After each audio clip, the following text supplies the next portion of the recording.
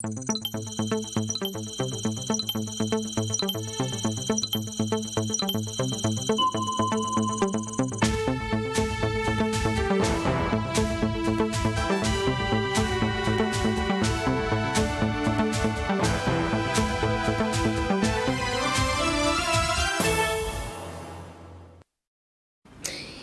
une longue attente, les 280 000 habitants de la ville de Djibo ont enfin eu de quoi se nourrir.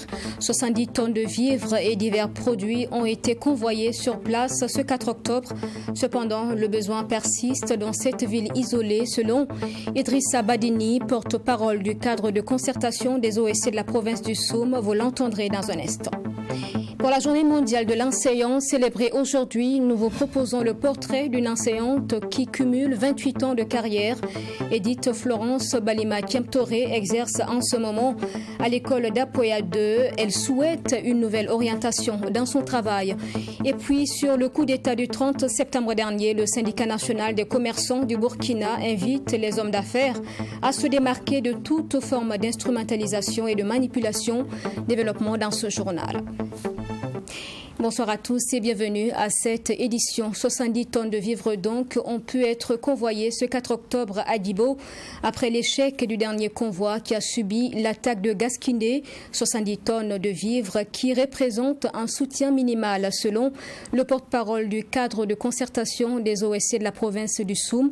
Idrissa Badini explique que l'urgence persiste dans cette ville de 280 000 habitants. Djibo est isolé depuis février 2020 donc en raison de la situation sécuritaire. Idrissa Badini a été joint au téléphone après le ravitaillement. Nous en parlons dans ce reportage de Serge Kaboré. Isolée et coupée du reste du Burkina Faso en raison de la situation sécuritaire, la ville de Djibo a finalement été ravitaillée ce 4 octobre 2022 avec 70 tonnes de vivres et de produits. C'est un ravitaillement très attendu des populations et qui a été salué par les habitants de Djibo, selon le porte-parole du cadre de concertation des OSC du Soum que nous avons joint au téléphone. C'est vraiment un soulagement. Un soulagement parce que c'est réellement le minimum qui est arrivé, parce que connaissant la population qui vit actuellement dans la ville de Djibo et la quantité qui est arrivée, ça veut dire que c'est vraiment le minimum qui est arrivé, quoi. 70 tonnes pour une population estimée à 280 000, donc on comprend aisément que c'est vraiment un soutien minimal. Donc, par rapport au temps que ça pourra tenir, c'est que ça ne peut même pas tenir. Parce que du moment où bon nombre de personnes n'ont absolument rien reçu, ça veut dire que l'urgence persiste. On ne sera pas étonné qu'on nous dise que quelqu'un est mort de faim demain. La situation était des plus critiques avant l'acheminement des 70 tonnes de vivres à Djibo et le pire était à craindre. La situation dans laquelle la population s'était, c'est vraiment dans une situation de pire. Parce que quand on alertait d'éviter la catastrophe, malheureusement on s'est plongé parce que du moment où la famine a commencé à emporter des vies humaines, c'est vraiment la limite de la catastrophe. Il y a des enfants qui meurent tous les jours. Et la journée d'hier, nous avons enregistré 8 décès côté enfants. Donc nous étions vraiment dans une situation très difficile. Ne travaillant pas, les gens n'ont absolument rien. Donc même si aujourd'hui il y a un ravitaillement, la question de comment s'en procurer se pose également. Donc c'est vraiment des faits réels, des analyses tout à fait objectives et justes. La situation sécuritaire est très préoccupante à Djibo, selon Idrissa Badini qui informe qu'il est quasiment impossible d'aller au-delà de 3 km de la ville. Depuis le 17 février 2020, date à laquelle la ville de Djibo a été fermée du reste du monde et personne ne peut aller au-delà de 3 km hors de la ville. Donc, les axes principaux reliant la ville de Djibo aux autres villes de la province est carrément impossible. Donc, il n'y a aucune possibilité de mobilité. Sous blocus depuis plusieurs mois, la ville de Djibo se meurt et l'acheminement des 70 tonnes de vivres a été un ouf de soulagement pour ses habitants. Pour combien de temps, nul ne le sait, et les populations à travers le porte-parole du cadre de concertation des OSC du Soum appellent à plus d'initiatives pour le ravitaillement de Djibo. En ce moment, la Constitution, vous le savez, est suspendue au Burkina et ce, depuis 6 jours. Depuis donc le 30 septembre dernier, au moment de l'annonce du coup d'État, la question que nous nous sommes posée, quelles sont les implications de cette suspension de la Constitution? Le constitutionnaliste, professeur Abdoulaye Soma, répond en résumé que cela a 2 effets juridiques et que l'État, dans ces conditions, continue d'exister sous une autre forme. Le développement de ses propos, c'est dans ce reportage signé Maxime Jude Bambara. La Constitution est suspendue. Il est de coutume de voir la Constitution suspendue après l'avènement d'un coup d'État dans un pays. C'est la situation dans laquelle se trouve le Burkina Faso depuis le 30 septembre dernier, suite à la prise du pouvoir par le capitaine Ibrahim Traoré. Selon le constitutionnaliste Abdoulaye Soma, la suspension de la Constitution a 2 effets juridiques. Le premier sur les choses de nature constitutionnelle et le deuxième sur les choses de nature infra-constitutionnelle. Des choses de nature constitutionnelle, il s'agit de tout ce qui trouve un ancrage direct dans la Constitution, notamment les droits et libertés et les institutions comme la présidence du Faso, l'Assemblée nationale ou le Conseil constitutionnel. La suspension de la Constitution produit, selon le professeur Abdoulaye Soma, un effet de neutralisation du fonctionnement de ces organes. Sur le plan des organes, il y a une conservation de l'existence. Qu'est-ce que cela veut dire? Cela veut dire simplement que lorsqu'on suspend la Constitution, on n'efface pas complètement les organes. Les organes sont comme gelés. Les organes continuent d'exister, de figurer dans l'architecture institutionnelle de l'État. Mais simplement, ces organes sont neutralisés dans leur activité, dans leurs actions, dans leur fonctionnement, ce qui veut dire que ces organes ne peuvent plus agir. Par ailleurs, sur les normes constitutionnelles, il y a un effet d'invocabilité dans la vie juridique. Par rapport aux normes de nature constitutionnelle, comme la Constitution elle-même, aussi il y a d'autres normes de nature constitutionnelle, comme en l'occurrence au Burkina Faso, la charte de la transition. La suspension de la Constitution a un effet neutralisant sur ces types de normes. Quand on dit que la Constitution est suspendue, c'est que toutes les normes de nature constitutionnelle cessent de déployer leurs effets. On ne peut plus les invoquer dans la vie juridique de l'État. Contrairement aux choses de nature constitutionnelle, la suspension de la Constitution a plutôt un effet de continuité d'existence sur les règles infraconstitutionnelles, c'est-à-dire inférieures à la Constitution. Il s'agit des lois et des traités internationaux, entre autres. Cette réponse s'inspire du réalisme juridique et de l'utilitarisme juridique, c'est-à-dire il faut donner au droit une interprétation qui le rend utile, une interprétation utile. La vérité en droit, c'est que les choses de nature infraconstitutionnelle, c'est-à-dire les organes qui trouvent leur ancrage dans les lois ou les choses infraconstitutionnelles, les normes qui sont inférieures à la Constitution, c'est-à-dire les lois, les traités, les décrets, les arrêtés, les ordonnances et tout le reste valable pour assurer la survie de l'État. Parce que la suspension de la Constitution ne neutralise pas complètement l'État, son existence, son action. L'État continue d'exister, l'État continue de vivre, l'État continue d'agir, alors que l'État lui-même, c'est le droit. Le constitutionnaliste en veut pour preuve la pratique actuelle au Burkina Faso et comme partout ailleurs où il y a eu un coup d'État. La Constitution est suspendue, mais les services publics n'ayant pas un ancrage dans la Constitution continuent de fonctionner. La Constitution ne prévoyant pas la régulation de l'État dans un coup d'État, il est compréhensible, selon le professeur Abdoulaye Soma, qu'elle soit suspendue dès l'avènement d'un coup d'État dont le principe est du reste contraire à la Constitution. Et la levée de la suspension de la Constitution est exigée par Moussa Diallo, membre de l'unité d'action syndicale, également secrétaire général de la CGTB. L'UAS dit condamner le 2e coup d'État du MPSR intervenu le 30 septembre dernier et qui, poursuit-elle, est le résultat de problèmes au sein de l'armée burkinabé sur la question de la collaboration militaire envisageable au Burkina. Donc, l'UAS préconise le respect de la souveraineté nationale avant tout. Reportage avec Alexis Wen. Selon l'UAS, ce 2e coup d'État du MPSR est le résultat de la déliquescence de l'armée burkinabé. Au dire de Moussa Diallo, c'est une armée constituée de clans et préoccupée par les affaires et la gestion du pouvoir d'État. Un constat qui ressort de la déclaration de l'unité d'action syndicale. Alors, cela dit, nous sommes revenus quand même sur un autre principe fondamental. Et notre armée, on le sait, aujourd'hui a des problèmes, a mal à son unité, puisque lors du coup d'État, aussi bien du putsch que du procès Thomas Sankara, on a entendu qu'il y a des clans au sein de cette armée-là.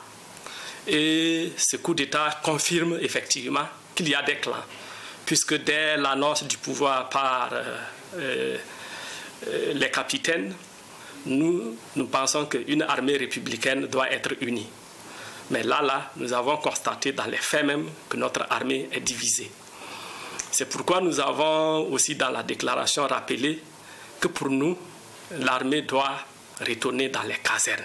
Avec ce coup de force du capitaine Ibrahim Traoré le 30 septembre dernier, le MPSR annonce la suspension de la Constitution.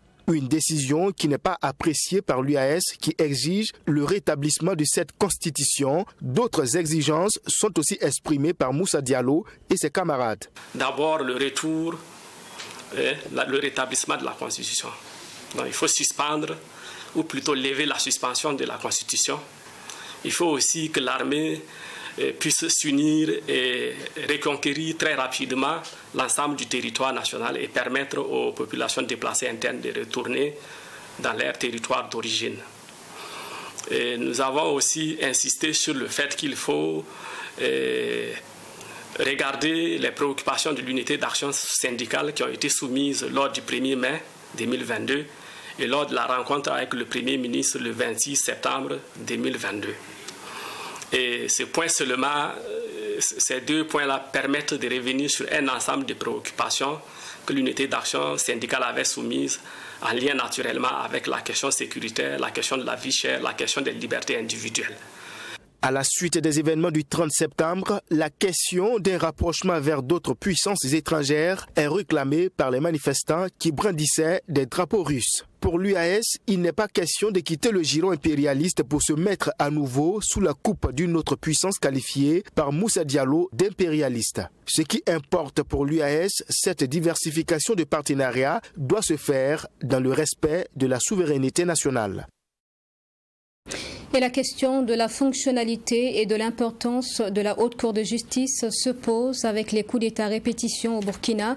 La mise en place de cette juridiction chargée de juger les membres du gouvernement et le chef de l'État avait été enclenchée en 1995 avec l'adoption de la loi organique qui a connu 2 modifications. Mais la Haute Cour de justice n'a jamais fonctionné. Alors, pour certains observateurs comme le docteur Pierre Claver Milogo, il faudrait penser à un nouveau format de l'institution. Reportage avec Alexis Wenkouni Belemnaba.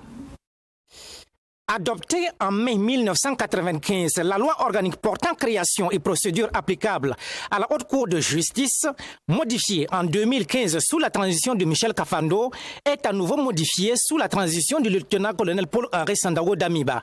Cette formation juridictionnelle particulière, dont le rôle est de juger les membres du gouvernement et le chef de l'État, n'a pourtant jamais fonctionné. Parmi ces infractions, la haute trahison, l'attentat à la Constitution, les détournements de deniers publics dans l'exercice de leurs fonctions et bien d'autres. Moins d'une semaine, le coup d'État du 30 septembre. Parmi les dispositions prises, la suspension de la Constitution et de l'Assemblée législative de transition. Le devenir de cette juridiction spéciale de composition mixte suscite des interrogations. Dr Pierre Milogo, chercheur au Centre national de la recherche scientifique et technologique, donne son avis. La Haute Cour de justice burkinabé a été mise en place, a été créée à l'image de la Haute Cour de justice qui existe en France. Parce qu'en France, ils ont une Haute Cour de justice qui juge le président de la République française. Et puis il y a une Cour de justice de la République qui juge les membres du gouvernement, c'est-à-dire le Premier ministre et puis les autres ministres.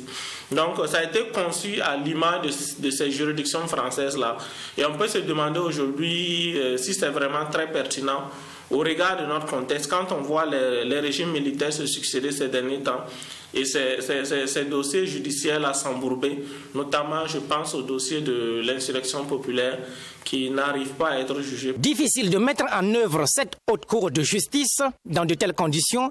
Dr Milogo estime que sa suppression remet en cause les fondements de la justice burkinabé puisque la haute cour de justice est inscrite dans la Constitution.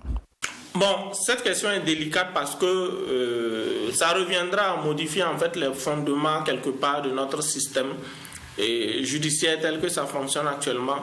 Parce que pour des raisons que vous n'ignorez pas, et les membres du gouvernement et le chef de l'État ne sont pas considérés comme des citoyens ordinaires lorsqu'ils sont dans l'exercice de leurs fonctions. Donc, il ne peut pas être justiciable et des juridictions ordinaires qui jugent les citoyens lambda burkinabés. Et c'est un peu la philosophie qui sous-tendait la création de ces juridictions-là. Il propose un nouveau format vu qu'il y a des difficultés d'épurer un certain nombre de dossiers auxquels la population burkinabé accorde une grande importance. On pourrait imaginer une sorte de justice, par exemple, qui serait composée de... C'est vrai, pas de magistrats ordinaires, mais de magistrats de juridiction supérieure, par exemple, exclusivement, pour juger, par exemple, ces dirigeants-là. Et ça pourrait être une solution pour pallier à l'instabilité qu'on a au niveau du Parlement. En fait, au fond, la philosophie, c'est celle-là. Donc maintenant, notre pays, le Burkina, aujourd'hui, a besoin aussi d'une certaine stabilité, d'une certaine base sûre de son système politique et judiciaire pour pouvoir bien fonctionner. Donc, à mon avis, il faudrait chercher d'abord à assurer la stabilité politique et institutionnelle. Cette question de la Haute Cour de justice s'inscrit dans le cadre global de la réforme judiciaire au Burkina Faso enclenchée depuis 2015. Dr Pierre Claver Milogo espère que cette réforme de la justice burkinabé sera conduite à son terme afin de permettre à cette institution d'être moderne et performante. Et nous analysons dans ce journal la communication du capitaine Ibrahim Traoré dans les événements du coup d'État qui l'ont conduit à la tête du MPSR le 30 septembre dernier, alors que certains commentaires publics indiquent que les interviews accordées aux médias étaient quelque part inappropriées. L'enseignant-chercheur en sciences de la communication, Dr Régie Balima, soutient plutôt que ces premières prises de parole en public étaient importantes et leur contenu pondéré et justifié. L'expert en communication ajoute par ailleurs que les sorties du capitaine devraient à présent être réduites pour laisser place aux actions. Reportage avec Abdoulaye Migné. Après le renversement du président Paul-Henri Sandaogo Damiba, le nouveau président du MPSR a, dans les 48 heures qui suivent, accordé plusieurs interviews à la presse. Alors que certains jugent ces sorties non nécessaires, d'autres estiment qu'elles sont les bienvenues. C'est le cas du docteur Régis Dimitri Balima, enseignant-chercheur en sciences de l'information et de la communication à l'université Joseph Kizerbo. Pour lui, les interventions du capitaine Traoré sont pondérées et justifiées. En termes de communication, je trouve que ce qu'il devait dire, je crois qu'il l'a dit. C'est vrai que j'ai cru lire de part et d'autre que certains sont un peu inquiets, de peur qu'il ne s'exprime un peu trop. Mais je crois qu'au début, c'est tout à fait normal qu'il pose un peu on va dire les bases des choses, ses ambitions. Et je crois que d'ici là, quand les choses vont plus ou moins rentrer dans l'ordre, je crois qu'il va se remettre à la tâche. En ce qui concerne la rencontre du capitaine Traoré avec les secrétaires généraux des différents ministères, Dr Balima apprécie la qualité des propos du président du MPSR. Selon l'enseignant-chercheur, c'est un discours rassurant. Je crois qu'il est en phase avec ce que les jeunes attendent, c'est-à-dire un discours direct, limpide. Et je crois qu'à travers son discours, on comprend que c'est un homme qui veut être un homme d'action, qui a envie tout de suite d'agir, puisque quand on regarde dans le fond, ce qu'il a dit en termes au niveau du contenu de ses propos, montre bien que c'est quelqu'un qui veut aller tout de suite assez vite, comme il a dit. Malgré donc son jeune âge, 34 ans, l'homme s'est montré capable de relever les défis du moment. C'est l'avis de l'enseignant-chercheur Régis Dimitri Balima. J'ai le sentiment, ça c'est ma lecture, que les capitaines nous réussissent mieux que les plus gradés. Quand on regarde l'histoire du Burkina, le président qui constitue une référence au Burkina Faso, il n'y en a pas beaucoup, c'est surtout Thomas Sankara, qui avait aussi la trentaine, et on l'a même assassiné avant qu'il n'ait même 40 ans. Donc je crois que l'âge ici n'est pas, au contraire, je trouve que les jeunes ont souvent un certain enthousiasme. Il ne faut pas oublier que le Burkina Faso est un pays de jeunes, plus de la moitié de la population a moins de 30 ans. Donc c'est tout à fait normal que de temps en temps on ait quand même des jeunes de cet âge-là qui sont aux affaires. Donc, pour pour l'universitaire, ce qui pourrait impacter négativement la mission du capitaine Traoré, c'est son entourage s'il est mal choisi. Dimitri Balima invite donc le président du MPSR à faire très attention aux opportunistes. Le syndicat national des commerçants du Burkina, à la suite du coup d'État, invite la population à l'union et les hommes d'affaires à se démarquer de toute forme d'instrumentalisation et de manipulation, visant donc les acquis de l'économie et la cohésion sociale. Le syndicat s'est exprimé dans une déclaration aujourd'hui. Je vous propose d'écouter le secrétaire général Roch Nagalo. Il est au micro de Mamétri Nakamabou. Le syndicat national des commerçants de Burkina réitère que notre nation demeure une nation indépendante et souveraine. Le Burkina Faso n'est ni le vassal de la France, ni celui de la Russie, mais doit compter sur ses propres capacités à libérer son territoire. Nous disons que tout partenaire pouvant apporter une plus-value à notre lutte sans que cela ne remette en cause notre souveraineté est la bienvenue. Pour ce qui concerne la CEDEAO, nous les invitons à tenir compte des aspirations profondes des peuples africains, car le choix du peuple doit être respecté. Pour l'intérêt supérieur de la nation et l'amour de la patrie, nous invitons tous les hommes d'affaires, les commerçants, les OSC à se démarquer de toute forme d'instrumentalisation et de manipulation visant à sombrer les acquis de notre économie et la cohésion sociale. Nous interpellons la population à rester unie et à se départir de tout esprit d'ethnicisme et de régionalisme, car le Burkina Faso est une et indivisible. Nous ne saurons clore nos propos sans rendre grâce à Dieu d'avoir épargné notre nation d'un bain de sang et réitérer notre attachement aux valeurs qui nous sont propres, dont le patriotisme, le civisme et l'intégrité. Et toute autre actualité à présent, c'est la journée mondiale de l'enseignant, aujourd'hui 5 octobre. À l'occasion, Truy TV vous propose le portrait d'une enseignante à l'école d'Apoya 2 de la circonscription d'éducation de base Ouaga 1, Edith Florence Balima Kemtoré, avec 28 ans de service, nous parle de sa carrière, qui a vu plusieurs réformes dans l'éducation burkinabé et qui, selon ses souhaits, pourrait connaître une suite dans son ministère de tutelle. Reportage signé Mamétri Nakamabou. Edith Florence Balima Kemtoré est une enseignante à l'école d'Apoya 2 de la circonscription d'éducation de base Ouaga 1. Avec une expérience de 28 ans au service de l'éducation, Madame Balima s'est vue attribuer la gestion de toutes les classes du primaire. Pour cette rentrée scolaire 2022-2023, elle enseigne les élèves de la classe de CM2. Vous savez, le métier d'enseignant, c'est un métier où on ne finit jamais d'apprendre. Puisque nous sommes au CM2, j'espère que tout le monde, à la fin des examens, en tout cas, on dira école d'Apoya de 100%. En tout cas, c'est notre souhait. Ou bien les élèves. Oui, madame. Dame Balima a débuté sa carrière d'enseignante en 1994 dans la province du Ganzourgo, puis affectée dans la province du Kadiogo, où elle a passé plus d'une dizaine d'années dans cette circonscription d'éducation de base. Beaucoup de choses se sont passées, il y a eu des innovations, voilà. Donc actuellement on est là où on est et on essaie toujours, parce que actuellement la fatigue se fait sentir, hein, voilà, après plus d'une vingtaine d'années en classe. Vous comprenez bien que ce n'est pas facile. Une vie consacrée à la formation des jeunes générations et la noble mission qu'elle exerce depuis tant d'années a été reconnue par ses supérieurs hiérarchiques. En 2018, Edith Florence a reçu une attestation de reconnaissance au regard des résultats engrangés par cette dernière. L'inspectrice a voulu bien me décerner cette attestation pour m'encourager. Mais l'attestation, je la dédie surtout à mes élèves. Le directeur de l'école d'Apoya 2, André Compaoré, dans laquelle elle sert, ne manque pas de le prodiguer des conseils pour davantage la hisser au plus haut sommet de son art.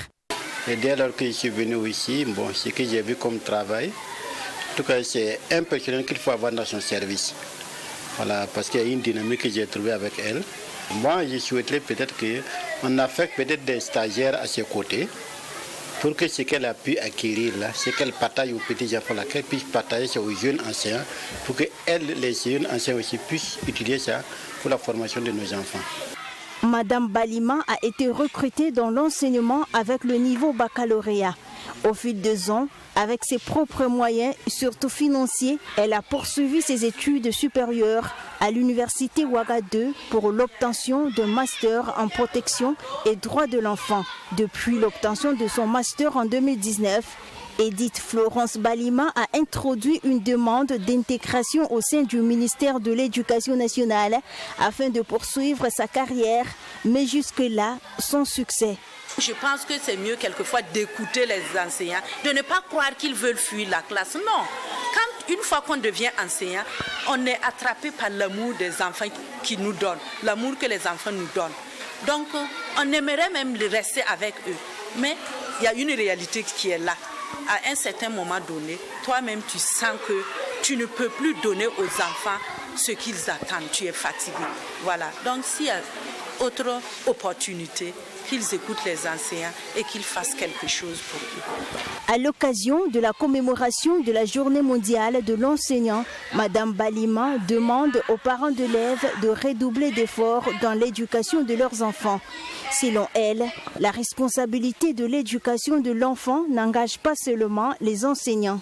C'est plutôt une synergie d'action entre les parents et les enseignants. Et toujours dans le domaine de l'éducation, la journée de l'excellence à Goundé a évoqué la résilience des acteurs de l'éducation dans le contexte sécuritaire actuel. Une 4e édition qui a récompensé 141 élèves et 2 enseignants pour les résultats qu'ils ont obtenus au cours de la précédente année scolaire. L'initiative est de l'association Le Comité des fils et filles de Goundé. Les images avec Abdoulaye Migné. Le comité des fils et filles de Goundé apporte son soutien aux meilleurs élèves de la localité. Plus d'une centaine d'élèves ont reçu entre autres des kits scolaires et des vélos. La crise sécuritaire a impacté négativement les résultats scolaires 2021-2022 dans cette localité. C'est pourquoi le thème de cette journée est excellence scolaire et situation nationale. Il s'agit d'encourager élèves et enseignants à plus de résilience pour des meilleurs résultats en cette année scolaire 2022-2023. Notre pays vit une situation difficile. Il y a des localités où on n'a pas plus d'école. Et c'est ce qui nous a amené à encourager les enseignants chez nous. Et il y a en tout 141 élèves que nous avons primés cette année. 141 élèves que nous avons primés. Côté enseignant, il y a les 2 titulaires de l'école de C de Goundé qui ont fait un taux au-delà de 50%. Voilà pourquoi nous avons primé les 2 collègues. Les enseignants de Goundé ont salué cette initiative qui est à sa 4e édition et qui permet aux enseignants d'être mieux engagés pour de meilleurs résultats. Le parrain de cette journée d'excellence invite tous les acteurs à s'investir dans l'éducation. Ce que je lance, c'est que je demande surtout aux parents d'élèves là, de chaque fois assister les enseignants parce que ce n'est pas les enseignants seuls qu'on demande d'enseigner. Si les parents d'élèves sont à côté, ils peuvent les accompagner pour que ça aille. Mais les enseignants aussi, je leur demande d'avoir le courage de ne pas vraiment se mettre derrière, quoi. Je leur demande d'accompagner. Quand tu accompagnes les enfants, toi-même tu vas loin. Voilà, tout ce qui est enfant, quand tu accompagnes, tu vas loin. Cette journée d'excellence pour nous est une belle initiative parce que non seulement c'est l'occasion de célébrer non seulement les enseignants, mais aussi les élèves pour le travail abattu tout au long de l'année. Alors, ça galvanise davantage les enseignants, aussi bien que les apprenants, pour que les années à venir, en tout cas, les résultats soient davantage probants. L'association Le Comité des fils et filles de Goundé a invité tous les acteurs du système éducatif à plus de sacrifices pour la réussite de l'année scolaire 2022-2023 en dépit de la situation sécuritaire difficile. Elle donne rendez-vous l'année prochaine pour la 5e édition de la Journée de l'excellence scolaire. Et avant de refermer ce journal, la gestion des ressources humaines en question dans le cadre de la modernisation de l'administration publique. Un projet de guide a été mis en place pour déterminer un outil de gestion des ressources humaines dénommé le bilan social. Tout cela a fait l'objet d'un atelier de validation du guide. À cette rencontre, hier 4 octobre donc, étaient présents les responsables des ressources humaines des ministères et des institutions publiques. Commentaire avec Wenla Sida Kaboré. Dans le cadre de la modernisation de l'administration publique, les patrons de la gestion des ressources humaines ont décidé d'élaborer un projet de guide méthodique des outils modernes de la gestion des ressources humaines. L'outil de la gestion des ressources humaines intitulé le bilan social a fait l'objet des réflexions afin d'obtenir un projet de guide adéquat. Ce matin, il s'agit de valider avec l'ensemble des gestionnaires de ressources humaines un outil que l'on appelle le guide méthodologique d'élaboration du bilan social.